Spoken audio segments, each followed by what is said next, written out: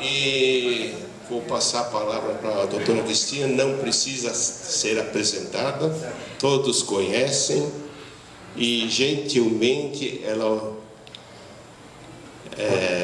veio nos brindar com uma palestra, apesar que ela não está mais na Siemens, ela está hoje na Natura.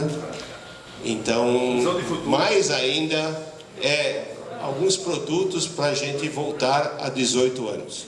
Então, muito obrigado. Obrigada, gente. Eu fiquei especialmente feliz com o convite. Eu acho que o meu sucessor na Siemens, o Dr. Fernando, vai ficar enciumado, mas... Então, eu falei, preciso trazer alguma coisa que seja de interesse.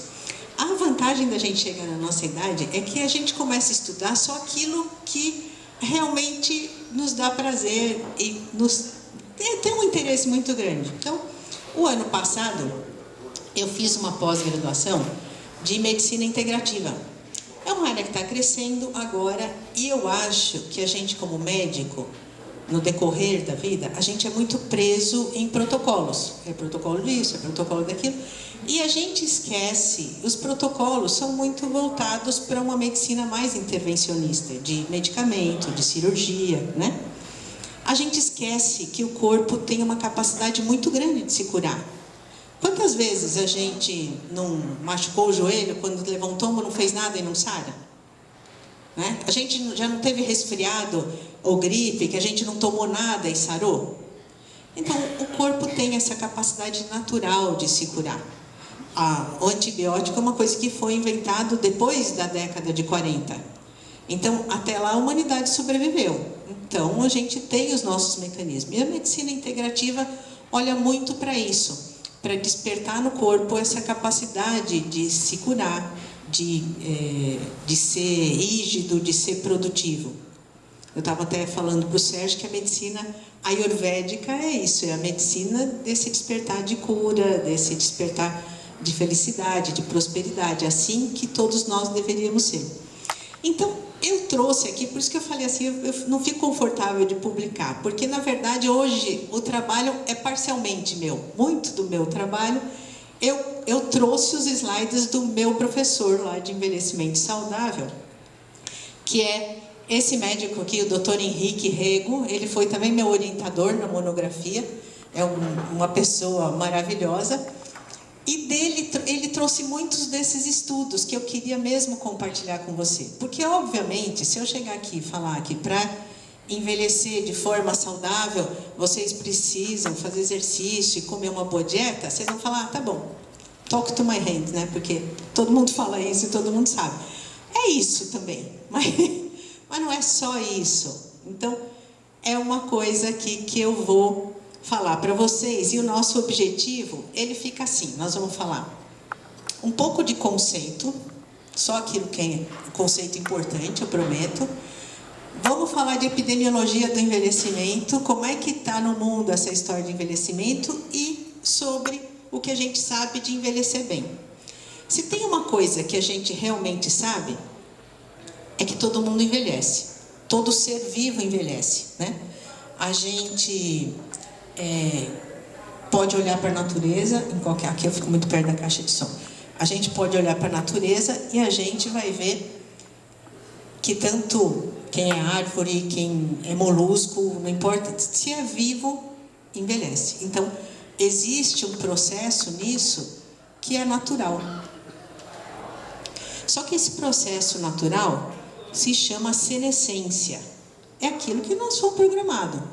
Nós fomos programados para viver entre alguma coisa entre 90 e 100 anos lá, né?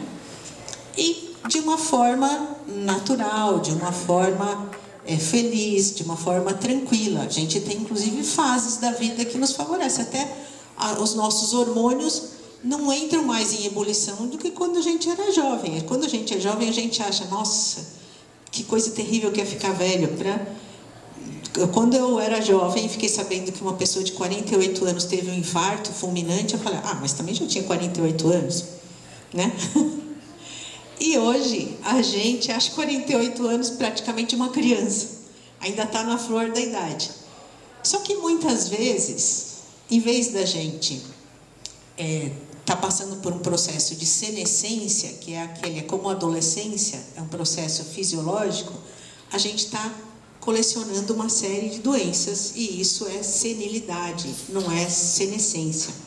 É um efeito cumulativo dos nossos hábitos, do meio, e isso traz para a gente um impacto importante na saúde. Então, o que é o envelhecimento? O envelhecimento nosso é uma mistura das duas coisas. É o impacto que a gente tem do ambiente, dos nossos hábitos, e é também o processo para o qual a gente foi programado para viver, não é? Então, veja só, se é uma mistura, é um processo que tem um pouco da nossa interação com o ambiente, somente pela senescência e muito pouco pela senilidade. Então, essa daqui é um conceito, como eu falei para vocês, a gente só vai ver o conceito para discutir. É o conceito da Organização Mundial da Saúde, o processo de desenvolvimento e manutenção da capacidade funcional que permite o bem-estar em idade avançada. Mas o que é a capacidade funcional? Atributos relacionados à saúde que permitem que as pessoas sejam ou façam aquilo que valorizam. Hoje aqui nós estamos num encontro entre amigos, a gente valoriza isso. A vida fica muito sem graça se a gente não consegue fazer aquilo que a gente valoriza, se a gente não consegue trabalhar, se a gente não consegue ser útil de alguma forma. A gente não precisa trabalhar formalmente, a gente tem 1 milhão de atividades que a gente sabe fazer e a gente consegue interagir, ser útil, ser valorizado por aquilo que a gente faz. Então, o que eu estou falando, vou ensinar gráfico para engenheiro? Vocês sabem que médico não é tanto de gráfico quanto engenheiro. Mas olha só, a variação. Até aqui todo mundo vai bem, né? Na nossa capacidade funcional. A gente nasce, começa a andar, começa a ter mais controle do corpo. Quando a gente inicia a vida adulta, a gente está num controle excelente do nosso corpo. À medida que a gente envelhece, aí a gente tem uma variação. A gente tem uma linha aqui de declínio funcional, mas ainda é bastante factível a gente ficar nessa linha, mas a gente também pode ir nessa linha amarela. Então, é desta diferença hoje que a gente vai falar. Aqui embaixo, nesse daqui, está o limite da incapacidade. A gente, para envelhecer de forma saudável, a gente tem que se aproximar o máximo possível da linha vermelha. E aí, vamos lá falar do ambiente de novo. A gente antes achava que esse daqui ganhou na loteria genética, vai viver até os 120 anos, bebe, fuma. São muito poucos esses que ganham na loteria genética e podem fazer o que quiser. Tem um determinante pessoal. Mas a genética, ela é 30% do nosso envelhecimento. 70% é por nossa conta. É aquilo que a gente faz realmente e que está ligado com isso. Alimentação, atividade, o fumo, o álcool, o estresse, pensamentos, emoções e crenças, eles podiam estar colocados todos na caixinha do estresse. E do estresse, eu vou falar particularmente, não sei se vocês tiveram a oportunidade de ler, é um livro famoso, uma TED famosa também, que chama Por que as Zebras Não Têm Úlceras. Vocês leram esse livro? Conhecem esse livro? Então imagine assim, quando é que uma zebra que está pastando calmamente fica estressada? Quando vocês acham que isso acontece? Quando aparece um leão. Aí o que a zebra precisa fazer quando aparece um leão? Sai correndo. E para ela correr, o que ela precisa? De músculo. Ninguém consegue correr sem músculo, né? Então, toda a atenção está concentrada no músculo. O corpo inteiro para, porque tudo que interessa é que o músculo funcione. Então, o fígado, ele tem lá sempre uma reservazinha de açúcar. É mais ou menos como o dinheiro que a gente tem na carteira. O dinheiro que a gente tem na carteira não é todo o dinheiro que a gente tem no mundo. Pelo menos na maior parte das vezes não é. Né? Então, o fígado lança na corrente sanguínea, toma esse dinheiro aqui, toma essa energia, precisa chegar no músculo. Se ele lança aqui, precisa chegar aqui, então a circulação precisa ser mais rápida. o coração bate mais depressa, a pressão aumenta, porque tudo que interessa é que o músculo dê aquele pinote. E correr mais que o leão não é fácil. Precisa correr pelo menos mais que a vizinha, né? Pelo menos. Então, o corpo todo se concentra nisso. Tudo que interessa é isso. Interessa o processo digestivo de aproveitar os micronutrientes se está quase sendo o almoço de outro animal? Não, a digestão para. Nesse processo, a digestão é interrompida. E aquilo que está na fase final do intestino, muitas vezes é simplesmente lançado fora, porque é um peso morto, né? Não acontece de quando a gente fica nervoso, às vezes tem diarreia? É o mesmo processo. Os rins também têm que diminuir o ritmo, porque se o rim continuar fazendo urina, ele vai precisar daquela água que está circulante. A gente precisa daquela circulação rápida. O rim diminui também. E também a mesma coisa, se tiver urina ali na bexiga, dependendo do susto, ela é jogada fora. O sistema imunológico, gente, quando a zebra está fugindo do leão, dá para pensar em se defender de vírus, de bactéria? É desligado, o sistema imunológico é desligado. A libido, vocês acham que dá para pensar em ter filhote numa circunstância dessa? Não dá, também é desligado. Aí, o leão comeu a vizinha lá e pronto, e a zebra volta a pastar. No nosso cérebro, a coisa acontece de uma forma um pouco diferente. Primeiro porque o nosso leão não precisa ser verdadeiro. Isso nos garantiu até como espécie. A gente é capaz de planejar, de prever o risco, de prever o perigo à frente, só imaginando como ele vai ser, e aí a gente vai buscando solução. Só que aquilo que também garantiu a nossa sobrevivência, também é o nosso algoz. Porque quando a gente está imaginando o leão, ele é real, o cérebro não faz diferença entre o real e o imaginário. Então, se na hora de dormir eu estou pensando nas contas que eu tenho para pagar, no problema que tem meu filho, no problema que tem minha sogra, na doença de algum familiar, aquilo é verdadeiro para mim. E eu tenho as mesmas reações. Então, a longo prazo, o cortisol elevado faz isso com a gente. A digestão diminui, os rins diminuem o funcionamento, o fígado diminui o funcionamento, a imunidade abaixa. Vocês já não passaram por uma situação assim que falaram assim, a minha imunidade baixou, eu peguei um resfriado? Ou vocês já ouviram falar disso? É esse o processo daqui. Então, quando a gente está falando desse processo que depende 70%, depende dos nossos leões também. Os nossos leões que nos levam a ter crenças, a ter pensamentos, a ter emoções que nem sempre são salutares. Na Ayurvédica, viu, Sérgio? Eles falam, se você quer saber como está a sua saúde hoje, considere os pensamentos que você teve ontem. E se você quer saber como será a sua saúde amanhã, veja como estão os seus pensamentos hoje. Bom, e aí, falando naquele pedaço, isso aqui não é teste de visão, pode ficar tranquilo, mas tem uma questão da epigenética. A epigenética, hoje a gente sabe, que é aquilo que transforma a nossa tendência genética. Então, hoje, até aqueles 30% são questionáveis. Porque uma pessoa que tem uma genética ruim, se ela tiver hábitos bons, ela pode funcionar como esses interruptores aqui, ó. Aquela sequência genética, ela é desligada ou ela é ativada. Então, mesmo aqueles que não têm uma genética favorável, dependendo dos hábitos que tem, ainda consegue ter um envelhecimento bastante saudável. E aí vamos olhar no mundo, como é que isso está. Também não é teste de visão, mas porque a gente pode falar, o que prolongou a vida? A gente não fala, mas a tecnologia hoje prolonga a vida. Nós temos medicamentos que são muito melhores do que... Temos tecnologia.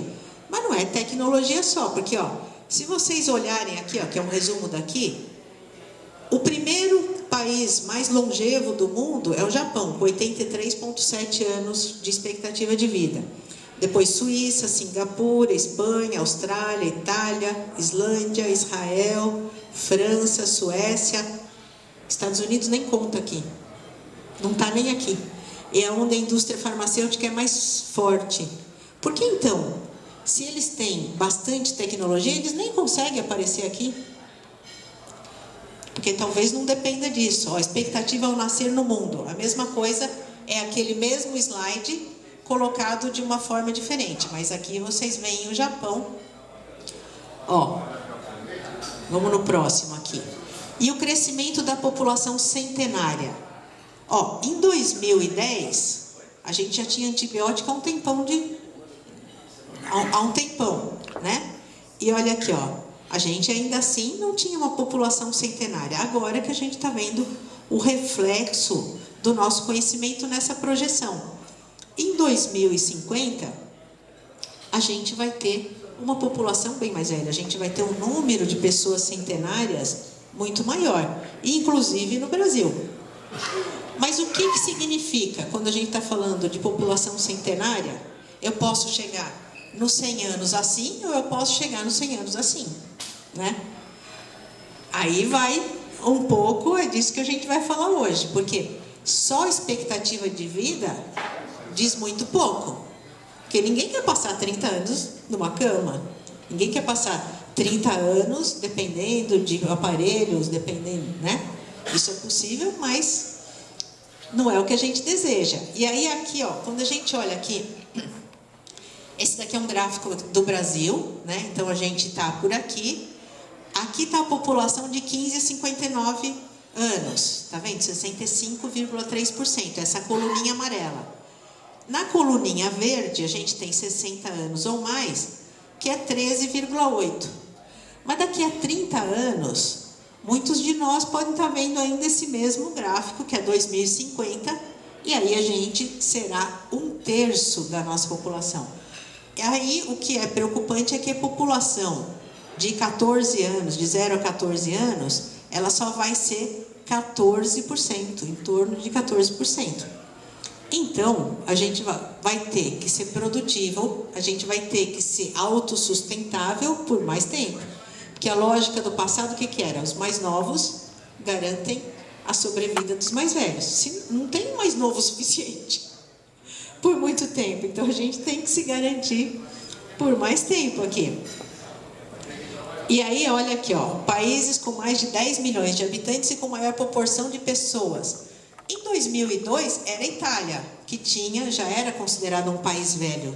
Tinha 24,5%. O Japão, 24,3%. Em 2025, o Japão sobe para aquele que tem a população mais velha, com mais de 1/3. A Itália fica em segundo lugar. De novo, gente, vocês estão vendo que aqui não tem Estados Unidos. Então, vamos voltar de novo, ó. Vamos falar sobre medicamento, vamos falar sobre tecnologia. Ajuda. Ainda assim, eles são melhores do que o Brasil. Que para nós falta, inclusive, saneamento básico ainda. Agora, não é só isso. Existe aqui uns segredos, que nós vamos falar disso um pouquinho adiante. Ó, aqui, os países mais jovens. Uganda, a idade média é 15 anos, né? A Nigéria, ó, 15,2. Mas fala, vocês queriam viver aqui nesse país que tem tanta gente jovem para garantir? Vocês querem viver em Mônaco, Japão? Mônaco tem 50 anos e meio de idade média. Japão, 45,8. Alemanha, 45,7. A gente quer viver do lado mais jovem ou do lado mais velho? Aqui fica bem fácil de escolher, né? Eu bem que queria estar aqui desse lado. E aí, ó, só que tem um custo. A gente ter um país onde a maior parte da população tem mais de 50 anos, tem um custo. Quem já lidou com o número sabe muito bem que a assistência médica, por exemplo, numa empresa, é a segunda maior despesa. A primeira é folha de pagamento, a segunda, e se a gente não tiver meios de controlar isso, em algum momento a assistência médica pode ser superior à folha de pagamento. Então, a gente precisa ter formas, ter mecanismos de prevenção que nos ajudem a controlar esse gasto. Se vocês olharem aqui, olha essa curva de gasto, como é que tá, né? Aí, vamos lá. Como é que a gente vai pagar essa conta? Vocês vivem um pouco as turras lá com o plano de saúde, provavelmente. É o mais normal, a gente tem lá os seus sabores. Uma hora você vai fazer o exame e aqui descobre que de forma desagradável que aquele exame não tem cobertura. E aí vem uma coisa que, sinceramente, eu acho injusta, porque se você vai num hospital, num pronto-socorro, o médico te falou para fazer aquele exame e ele já sai colhendo sangue fazendo. Aí vem uma conta, porque aquele exame não é coberto. Mas como você tem condição de saber se você precisava mesmo daquele exame, se aquilo é coberto? Não tem condição de saber. E, no entanto, a conta vem. Por quê? Porque eles precisam de meios de controle. E vocês precisam de meios de defesa.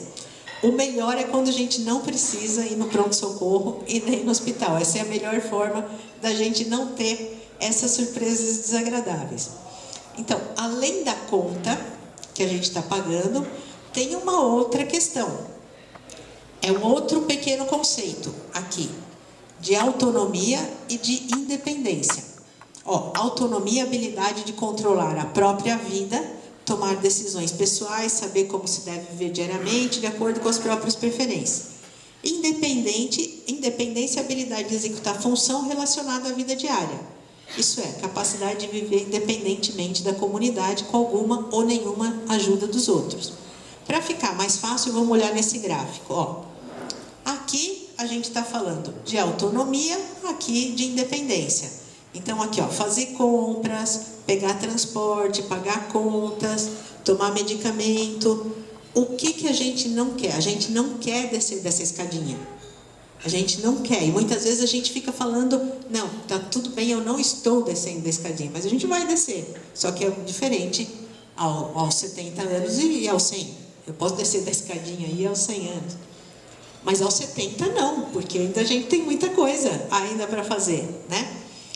E aí, gente, tem essa questão de que a gente vai negando, a gente dá um passinho para baixo e faz de conta que não aconteceu, que está tudo normal. Não, aconteceu e a gente precisa estar atento. A gente precisa saber como lidar com isso. Para quem tem curiosidade, essa a escala de Goodman é uma escala que a gente mede a funcionalidade na consulta geriátrica. E isso consegue predizer para a gente qual que é a sobrevida daquela pessoa se a coisa continua naquele mesmo ritmo. Então, como é que a gente vai tirar, como é que a gente vai prevenir os 5 Is que deixam a gente na cama, que fazem a gente descer a escada? Quais são esses 5 Is?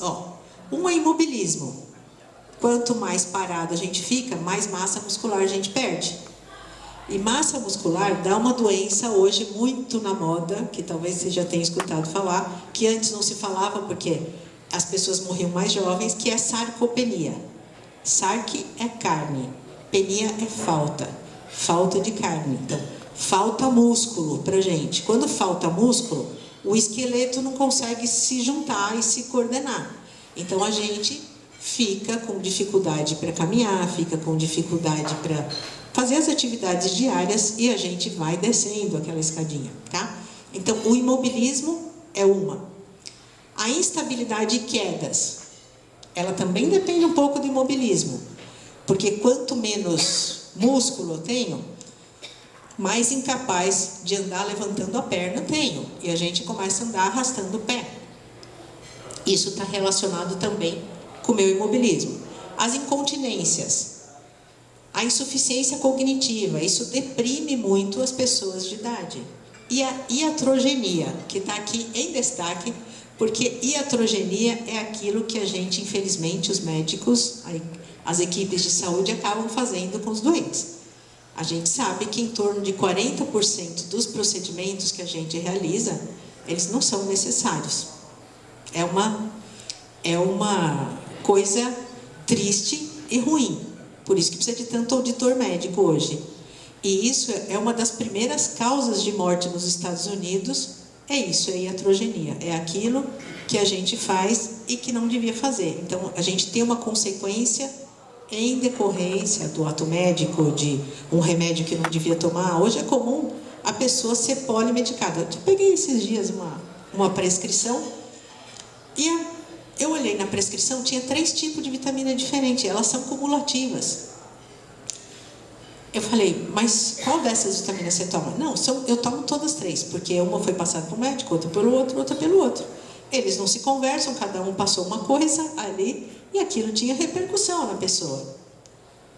E aí vamos falar do nosso impacto dos hábitos. A gente está falando aqui de imobilismo, e a gente precisa falar que 75% das causas das doenças crônicas, elas seriam descartadas ou seriam muito melhoradas dependendo do nosso hábito.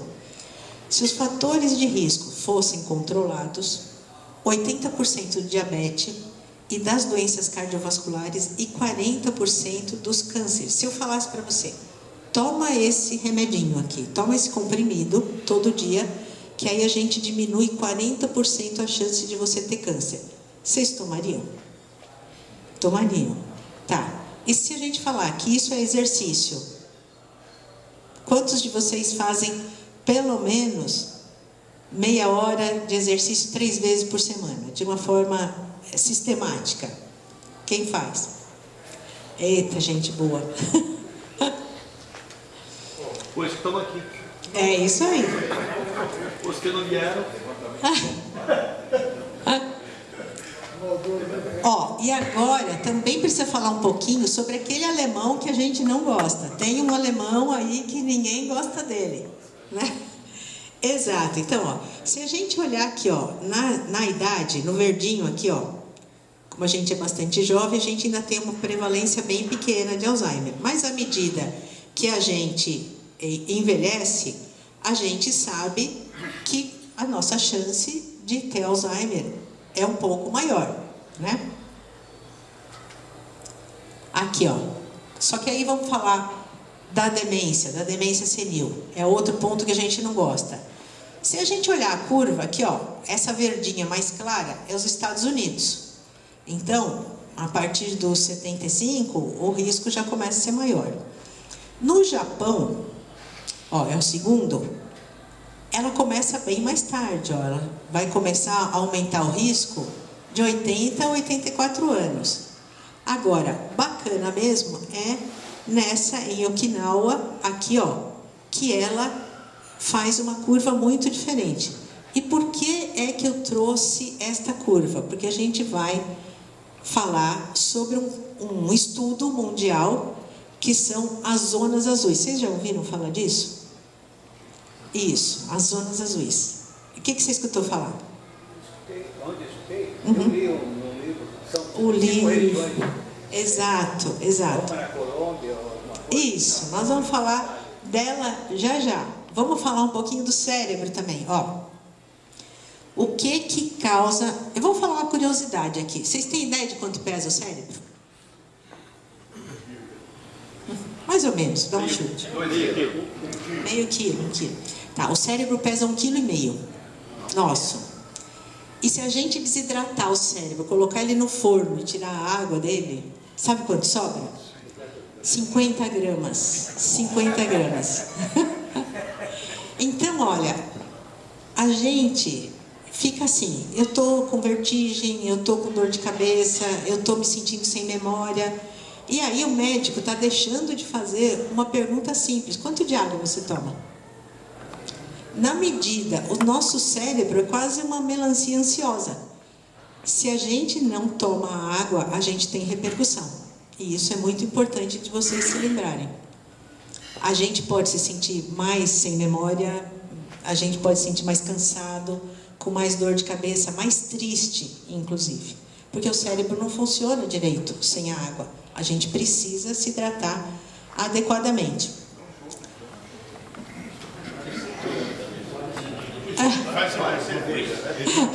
Cerveja é contra? Com cerveja, não ia ficar bom.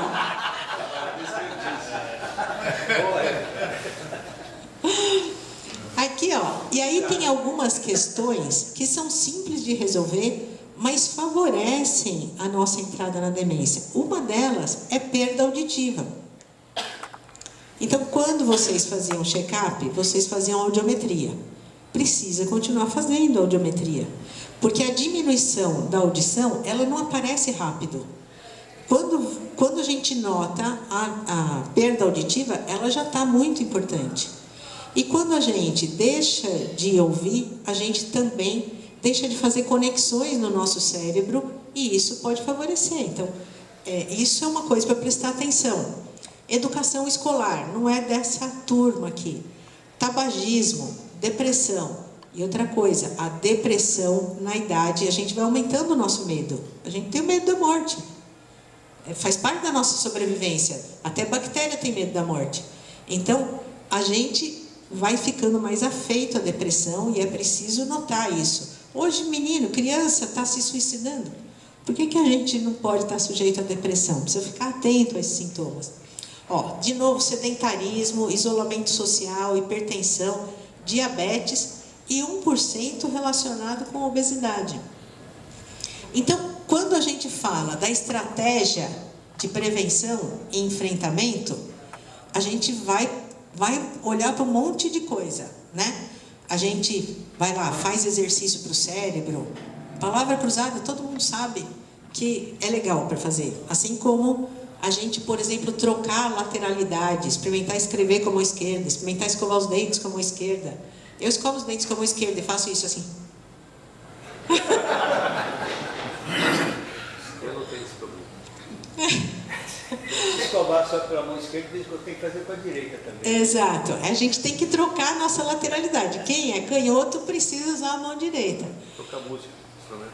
Isso, excelente. Tocar música é excelente, porque você ativa várias áreas do cérebro, né? Reduzir a obesidade, tirar o cigarro, reduzir a chance de dano cerebral, de dano vascular ao cérebro, né? Tratar a diabetes, aderir ao estilo mediterrâneo de dieta. Agora, o que está no centro de tudo? É exercício. Não dá para não fazer exercício. Não, mas eu não tenho tempo. Não, a gente não tem prioridade, mas não dá para não fazer exercício. E aí, não é para vocês lerem, é só para mostrar a fonte desse negócio, que é um estudo bem grande que saiu sobre a neurobiologia do envelhecimento. E aqui, tá a conclusão desse estudo, o resumo disso. O que a gente precisa para viver mais e melhor, com muita qualidade de vida? Primeiro, reduzir consumo de gordura saturada e gordura trans. Sabe, aquela história da gente comer biscoito enquanto está assistindo série, sentado no sofá sem se mexer, é uma má ideia. Muita gordura animal também, gordura saturada, né? Priorizar vegetais e legumes, como feijão, ervilha, lentilha e grãos. Consumir vitamina E a partir dos alimentos. E aqui vale uma ressalva. Não vale tomar vitamina E. Vitamina E, depois dos 60 anos, aumenta o risco cardiovascular. Tomada de comprimido, não diminui, aumenta o risco. Agora, quando você tira da dieta, aí a sua vida melhora. Então, sabe aquele lanchinho que a gente faz entre o café da manhã e o almoço, entre o almoço e o jantar? Ele pode ser de castanhas. Essa é uma dica muito interessante, que castanhas têm que fazer parte da nossa alimentação. E variadas. A castanha do Brasil, as nozes, as amêndoas, a gente faz uma colher daquilo ali e come todos os dias. Consumo adequado de vitamina B12. Elas estão principalmente também de fonte animal, mas aqui vai mais os peixes, tá? Evitar suplementos com ferro e cobre. Isso apareceu no estudo e é muito importante porque às vezes a gente sai tomando vitamina de A a Z, etc e tal, e não olha o que tem. E os suplementos que têm ferro e cobre, eles aumentam a chance da gente ter demência senil.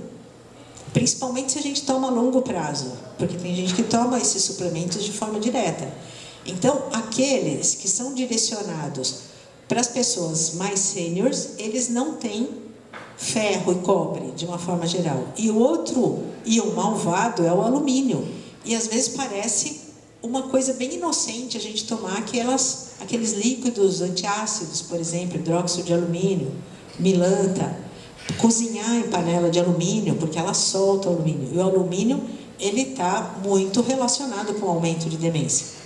Então, também panela de alumínio não é uma boa usar.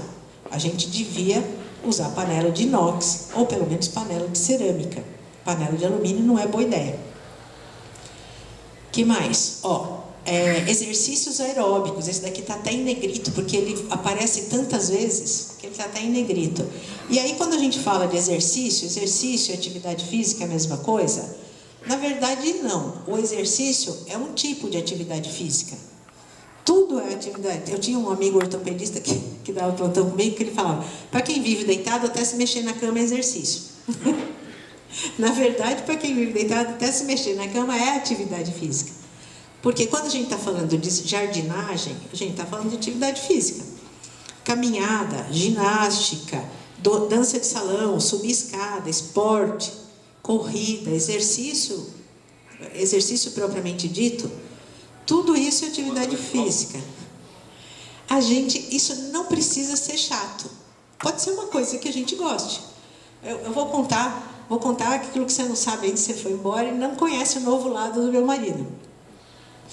Há 2 anos atrás, mais ou menos, quem conhece meu marido, Antônio Lima, ele sabe que ele era um nerd absolutamente sedentário, aquele sedentário convicto, né? Aí abriu uma academia, estava sempre falando, vamos fazer, não, andar nem pensar, não tinha nada que gostasse. Há 2 anos atrás, abriu uma academia na minha rua de casa, e eu falei, eu escrevi nós dois para fazer uma aula de teste. Não vou, não dá tempo, eu vou chegar tarde, eu vou trabalhar, né? Nesse dia arrumou reunião até as 10 da noite, eu remarquei. Aí a gente foi, era uma aula de esgrima. Ele simplesmente se apaixonou pela esgrima. Ele emagreceu 20 quilos de gordura, ganhou massa muscular fazendo esgrima e hoje ele até compete. Ele já ganhou medalha. Ele pratica esgrima 5 vezes na semana. Eu gosto do gestual da esgrima, mas eu não gosto de ser cutucado e nem gosto de cutucar ninguém. Acho que ele estava pensando em você. Ele gosta. Ele falou, eu também não gosto de ser cutucado. Eu gosto de cutucar, mas eles cutucam de volta, eu tenho que aguentar, porque é a única chance de cutucar. Mas ele gostou muito da esgrima e hoje ele pratica 5 vezes por semana e é um defensor da atividade física. Então, a gente não precisa praticar alguma coisa que seja chata, porque se a gente fala, você tem que fazer caminhada, primeiro que você não tem que fazer nada, você tem que fazer aquilo que fizer sentido para você, aquilo que é a sua escolha. Também estava assistindo um filme essa semana, um filme antigo, e tinha um policial velho lá que ele bebia, e ele foi meio escondido no psicólogo, ele tinha vergonha de...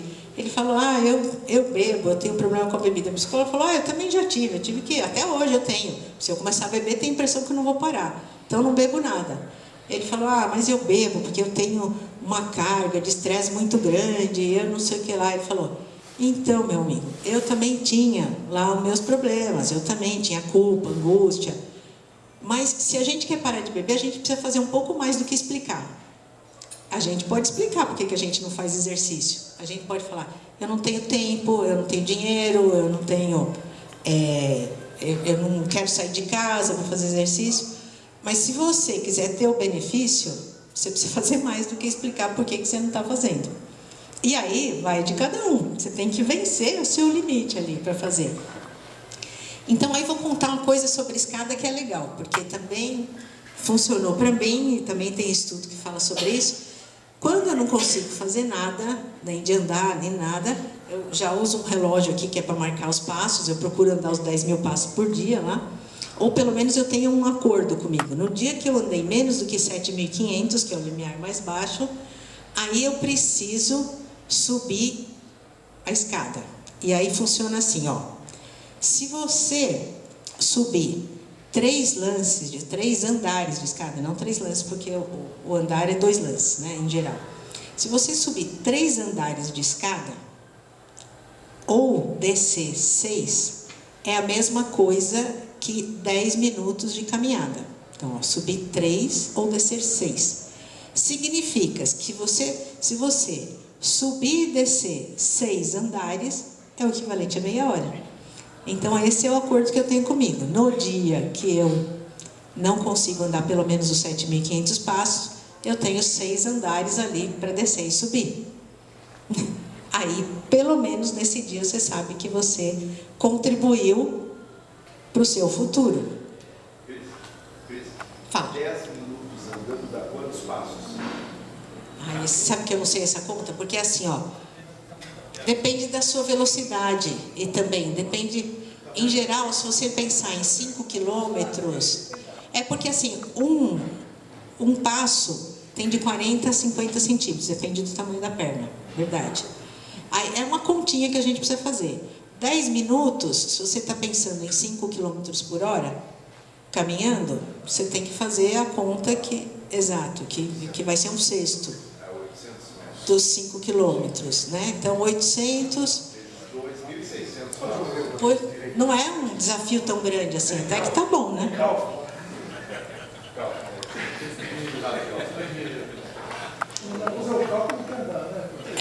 É verdade. Ó, e a gente precisa lembrar, ó, pessoas com estilo de vida saudáveis vivem em média 6 a 9 anos mais e atrasam as doenças em 9 anos. Isso é um estudo recente. Vocês talvez tenham lido, porque ele foi publicado na mídia comum.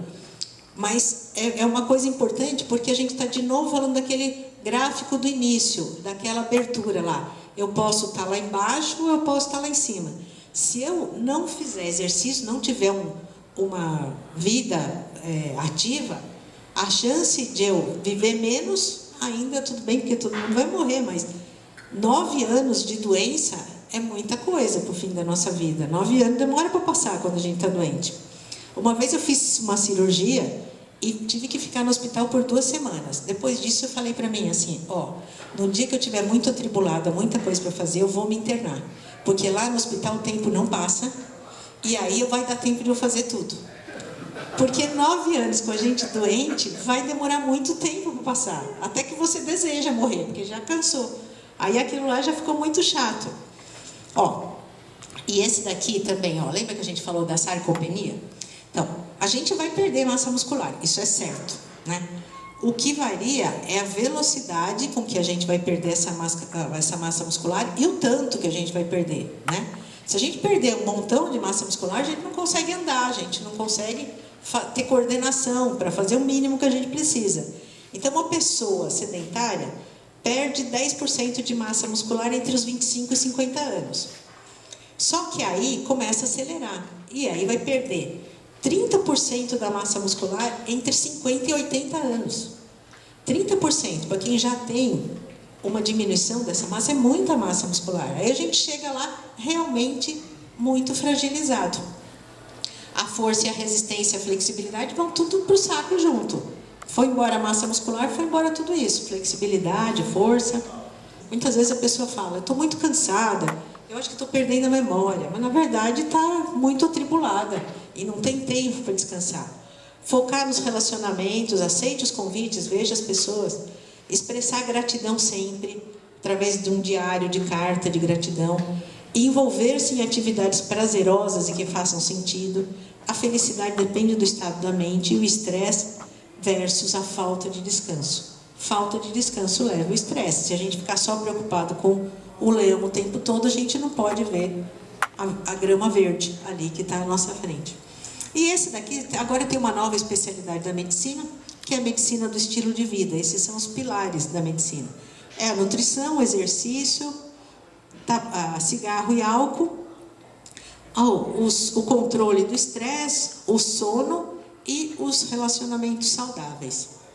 E aí vamos falar das zonas azuis aqui, como ele falou, são regiões do mundo, exatamente, onde a gente sabe que existe uma longevidade maior. Então, trazendo aqui um resumo para vocês, esse foi o livro que você leu?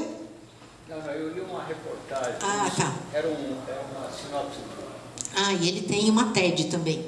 Esse autor, ele tem uma TED. Então, ó, na Sardenha, em Barbádia na Sardenha, o que eles têm de diferente? Dieta de base vegetariana, vinho tinto e queijo pecorino. Prioridade para a família, respeito aos idosos, atividade física, senso de humor, caminhada nas colinas. Em Loma Linda, Califórnia, dieta vegetariana, jantar leve, muita água, espiritualidade, religiosidade, sabbat, pertencimento, estresse, atividade física. Expectativa de vida, ela é de 5 a 10 anos, se não tiver etilismo e tabagismo. e pouco alimento industrializado. Voluntariado, existe uma preocupação social. E essa aqui está nesses estudos de saúde de lá, está registrado.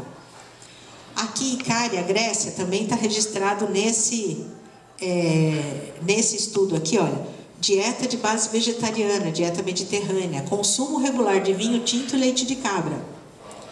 Expectativa de vida de mais de 8 anos com o resto do país. Eles têm mais horas de sono, vida sem pressa e vida em comunidade muito forte, família e amigos. E está nesse estudo aqui, que dá para olhar. Na Costa Rica, Nicoya, na Costa Rica, eles têm um plano de vida, vida em comunidade, família, amigos, sempre o jantar é leve, a água lá é rica em cálcio, trabalho físico e exposição solar. E, finalmente, o segredo de Okinawa, que é onde a longevidade é mais expressa, fortemente expressa lá. E primeiro, qual que é a regra número 1 lá que mantém as pessoas ativas, mantém as pessoas saudáveis? Manter-se ativo, evitar o estresse, dormir bem, comer menos, ter amigos, estar em contato com a natureza, sorrir, atividade física, gratidão, viver o presente e trabalhar a resiliência. Então, se a gente colocar todos esses pontos das zonas azuis aqui, o nosso resumo são esses 9 itens para a gente prestar atenção. Então, ó, mover-se naturalmente. Assim, a gente tem que de novo se mexer. Pode ser qualquer coisa que a gente faça. Tudo vale desde que a gente faça o sangue circular. Quando eu estava fazendo a monografia lá da integrativa, eu li um artigo que eu achei assustador. Hoje a gente sabe que trabalhar sentado é um risco tão grande quanto fumar. Quem fuma e trabalha sentado, então é um terror. E se a gente fala, não, mas eu vou na academia, você tem o mesmo risco de um fumante que vai na academia. Diminui o risco, mas não, uma coisa não tem a ver com a outra. Não pode ficar sentado muito tempo. A gente tem um preditivo de doença lá, que é quantas horas de TV a pessoa vê. Então, em 1 hora que a gente está sentado, sem fazer nada, o corpo começa a falar, ele não vai precisar dessa energia aqui que está sobrando. Ele já armazena energia aonde? No depósito natural, na nossa barriga, e essa célula, a gordura da barriga, ela é diferente de toda outra gordura que está no nosso corpo. Ela é capaz, ela sozinha, o adipócito que está na nossa barriga, é capaz de sozinho ele fabricar substâncias que são inflamatórias. Todas essas doenças que nos levam à morte, elas são inflamatórias. A demência, a diabetes, o câncer é uma doença inflamatória. Tem ali por trás uma inflamação de baixo nível, não adianta tomar anti-inflamatório, porque a gente não enxerga, o corpo não enxerga. Então, ó, mover-se.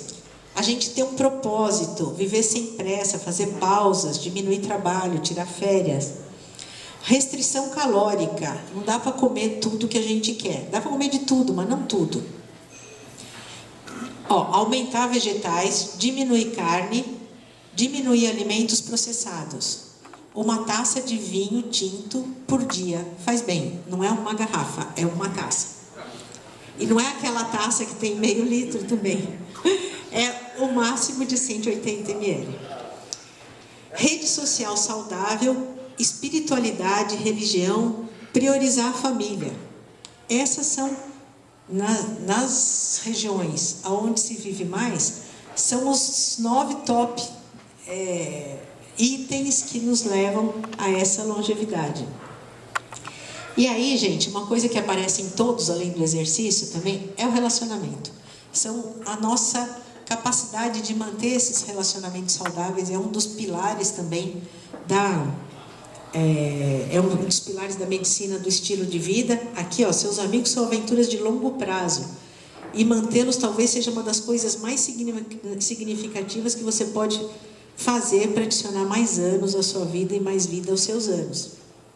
Por isso que eu fiquei tão contente também quando vocês me convidaram, porque eu considero todos vocês meus amigos. E aí a gente precisa se lembrar disso, ó. Nós vamos morrer um dia, mas todos os outros dias a gente não vai morrer. Então, seria bom se a gente trabalhasse nesse projeto de realmente ter uma vida longa e feliz. Quando é que vai começar essa nossa escolha? Precisa começar sempre a tempo, fazer exercício. Ainda que você tenha 100 anos, ainda é tempo, você consegue melhorar a sua vida, a sua qualidade de vida, fazendo exercício. E a gente precisa realmente ter cuidado com aquilo que a gente está semeando. Ninguém pode plantar feijão e colher milho. Então, se a gente quer, de fato, tirar da vida a sabedoria que essa idade nos traz, eu tenho certeza que acima dos 60 anos, todo mundo, aqui a maior parte talvez tenha mais de 60 mesmo, as pessoas começam a enxergar a vida sob um outro aspecto. A gente tem uma sabedoria um pouco maior mesmo. E aí, olha, tudo que você semeia, cedo ou tarde, a gente vai ter que colher. Então, vamos colher as sementes com sabedoria. Aí, obrigado, se vocês quiserem fazer pergunta. Muitos desses estudos, é o que eu falei, eu copiei do meu professor, porque eu achei muito interessante a gente fundamentar. São coisas que, lendo na mídia, você sabe que exercício faz bem, você sabe que uma dieta saudável, e nessa idade a gente não está fazendo mais corpo, a gente está começando a desfazer. Precisa de um tanto de proteína, mas não um tanto de proteína que a gente come. Mesmo em pessoas jovens, a Organização Mundial da Saúde preconiza 1,2 kg de carne por semana. E a gente come o dobro disso, porque a gente está acostumado a comer carne no almoço e na janta. Ou carne, ou frango, ou peixe, tudo é carne, tá, gente? A gente está acostumado a comer gordura animal no almoço e na janta. Então, são coisas que a gente sabe, mas quando elas são respaldadas por estudos, eu acho que elas trazem uma credibilidade maior. E, assim, essas dicas do sono estão em todo lugar. A gente só precisa ser lembrado disso. Obrigada, viu? Obrigada pelo convite. Vocês podem me chamar sempre que eu venho.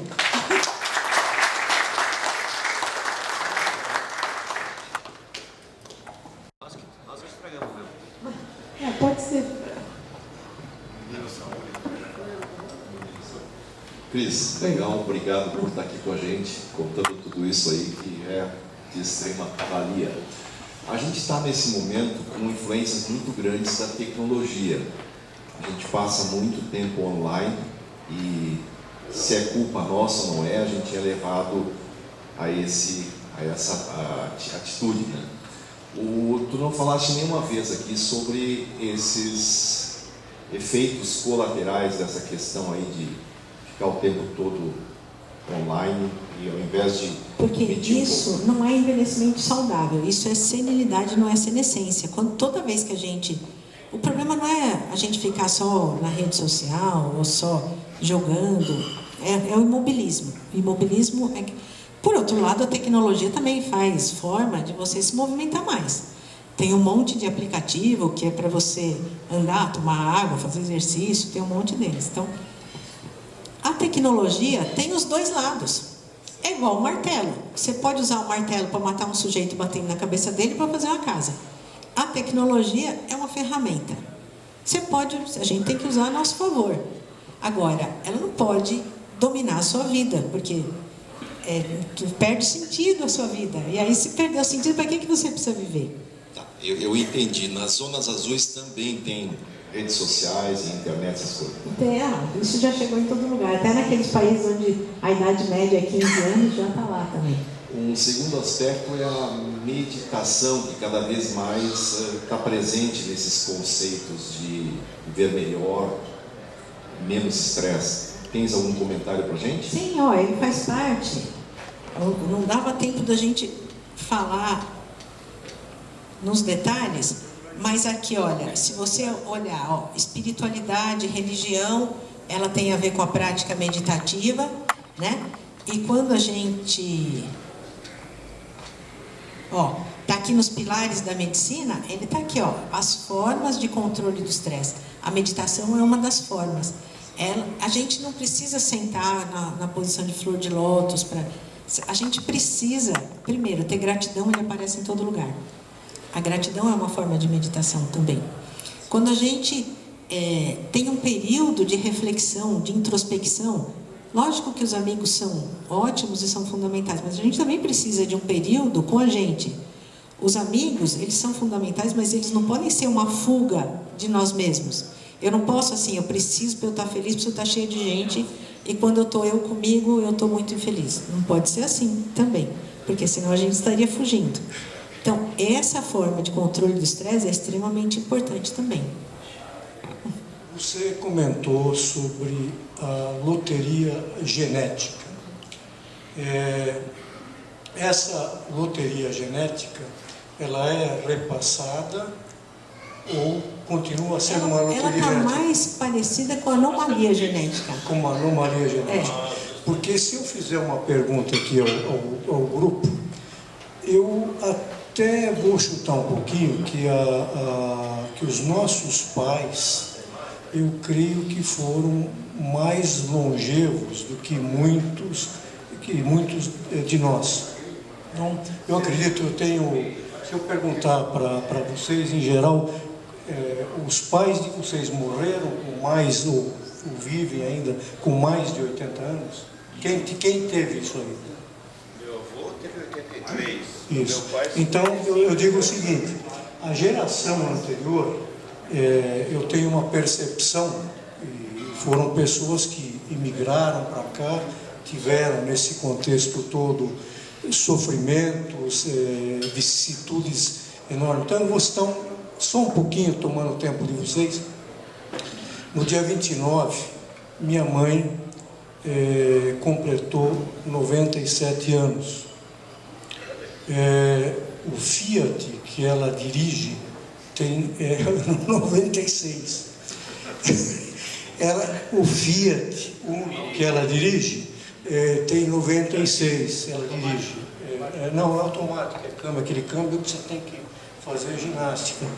É um negócio de maluco.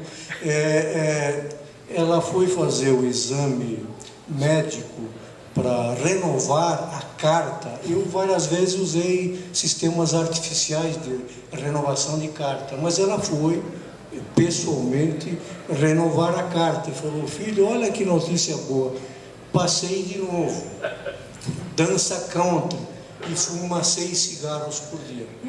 Então, está lá na loteria. Então essa quer dizer, isso na verdade é uma anomalia. É uma anomalia. Que, como ele falou, está fora do... É o pontinho ali fora da curva. Mas explica bastante as suas atitudes. Eu estou completamente louco. Você está achando que vai chegar lá também? Não, eu não. Eu não posso garantir que os nossos pais... Não posso afirmar que eles tenham sido mais longevos porque a gente ainda não morreu. Porque essa é uma resposta correta. Mas eu percebo que você vê o pai, a mãe dele, viveram uns demais, a maioria. Mas vem cá, você fez a pergunta, você não olhou, somente meia dúzia levantou. A maioria não. Não é bem assim. O que é sua mãe nessa casa? O que é sua mãe nessa casa? Ali você mostrou antes que nós teremos aí em torno de 60 milhões de aposentados em 2050, 63 milhões, né? A 240 milhões de terço da habitantes. população. Só que hoje a juventude brasileira acho que está em torno de 40% acima do peso. Que no meu tempo de moleque eu não tinha nada disso, acima do peso. Será que esse pessoal vai chegar nessa idade? Então, esse que é o X da questão. Chegar, é provável que chegue, porque hoje a tecnologia mantém a gente vivo. Como é que vai chegar é que é o problema. E quanto isso vai custar? Porque vai custar. Os Estados Unidos é o paradigma desse risco. Você vê que os Estados Unidos, eles não aparecem. É gravíssimo. Não, eles não aparecem ali nos países mais longevos, nem com mais qualidade de vida. E lá tem bastante tecnologia. Muito bom, muito obrigado. Obrigada, gente. Realmente devemos agradecer muito, porque realmente foi assim, um telefonema e tudo estava marcado. Então realmente agradeço muito em nome de toda a nossa APS e com certeza a gente vai te amolar mais algumas vezes. Vai ser um prazer. Se vocês até me falarem antes, tenho mais tempo de estudar. Bom, muito obrigado, pessoal. Obrigada, agora, como gente. sempre, a gente está... Temos convidados para o almoço. A carne está suspensa, tá? As carnes suspensas. É só saladinha. Só saladinha. Pão pode? Peixe pode na hora do almoço. Você falou bem. Olha, tá vendo? Essa palestra a gente podia conversar aqui um dia. Existe uma coisa que agora sai em tudo quanto é mídia, que é o glúten, né? E é chato de falar isso porque eu não sou de família italiana, mas eu morei na Itália, eu fiz residência na Itália. Então, o pão é o alimento mais antigo que a gente tem. É que o glúten que a gente come hoje não é o glúten do passado, ele foi muito transformado. E aí, não posso desenhar aqui, mas vocês imaginam que a parede do intestino, ela é assim. A grosso modo, ela é um cano, né? Aí, se a gente põe uma lupa lá no cano, a gente vai ver que ela tem um monte de vilosidade, que é para aumentar a superfície de absorção. A comida toda tem que passar por aquilo lá, né? Dentro, se a gente ainda pega uma velocidade daquela lá e aumenta, a gente vai ver que ela tem umas células que parecem uns tijolinhos, parece uma parede de tijolinho toda encaixadinha. À medida que a gente vai envelhecendo, aquilo também não vai ficando tão arranjado. E o glúten, ele, principalmente se existe uma fragilidade, se a gente tem outros fatores alimentares que são ruins, ele dá uma inflamada naquilo, como quando a gente come carne e o fiapo enfia na gengiva. Então, quando a gente come glúten, principalmente numa quantidade grande, quando a nossa alimentação isso acontece, as pessoas às vezes vão deixando de jantar, a vida vai ficando mais simples, os filhos saem de casa e a gente começa de noite a comer um lanche, por exemplo, achando que está comendo de forma mais leve. Mas o hábito do glúten, nessa quantidade, ele dá uma inflamada no intestino e acaba predispondo a essas doenças inflamatórias, diverticulite, a diverticulose, que ela já aparece por si só, o câncer de intestino. Então, o glúten, ele é inflamatório. Então, a gente tem que diminuir a quantidade. Também se fala muito da lactose. E a lactose, ela depende, para a gente digerir, ela precisa de uma enzima que chama lactase, né? E, às vezes, a gente se a gente come uma grande quantidade de leite, por exemplo, o queijo ele já tem menos lactose, porque o bichinho lá, para ele fazer iogurte, os lactobacilos já comeram uma parte do açúcar, né? Mas o leite nosso, ele é tão transformado e processado que ele passa muito rapidamente pelo local do intestino onde fabrica essa enzima. E aí a gente não consegue fabricar tanto. Então, se a gente puder não tomar tanto leite, porque também tem uma proteína grosseira para a nossa digestão, e nem comer tanto pão é melhor. Então, aquela história do jantar, café com leite e um sanduíche, não é uma boa ideia.